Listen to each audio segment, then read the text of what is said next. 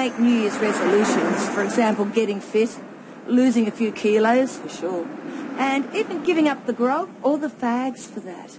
But we're now at the scene of the crime for many of those temptations, and we're going to go inside and have a chat with someone that may help us restore some of those resolutions.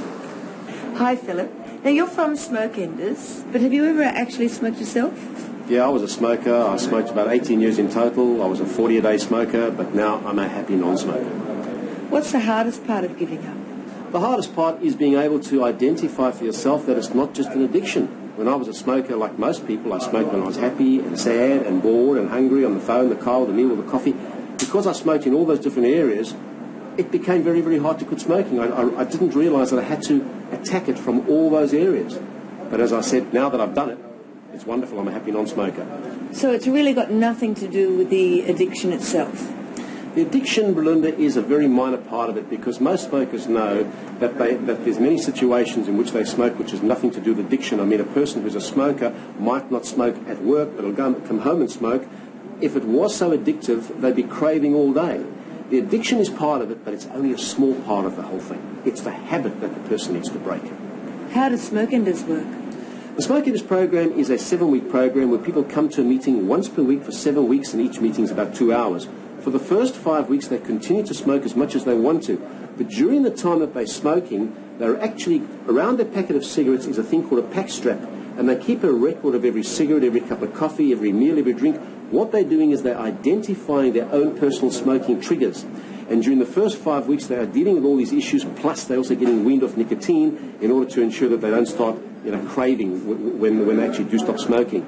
On the day after the 5th meeting, that's when they stop smoking, because at that particular point in time, they will have dealt with all their triggers. And the last 2 weeks is also for reinforcement, because we believe when a person actually quits smoking, that's not enough. They need to become a happy non-smoker. So we are giving them the direction and showing them how they can quit smoking and enjoy being a non-smoker. What sort of success rate do you get? We're very proud of that, Belinda. Of those people who complete our program, over 92% of them stop smoking. Fantastic figure. We're very proud of it. But at the end of the day, we let people realise that they made the achievement, not Smokenders. All we're doing is we're showing them how to do it. So at the end of the day, the people who do the program will feel very, very proud of themselves, because it's their achievement. I know when I did the program, it was a fantastic achievement. It's one of the biggest success stories of my life. Barry Manilow, when he did Smokenders, he actually said it's the biggest achievement he's ever made in his life. With all those wonderful hits and all that amazing music? Exactly. He says it's the biggest achievement, which it is. A lot of people don't realise.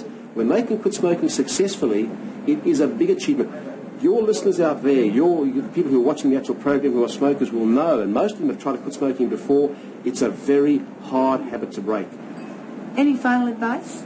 For smokers who want to quit smoking, it's okay to get professional advice. We all have driving lessons, we have computer lessons.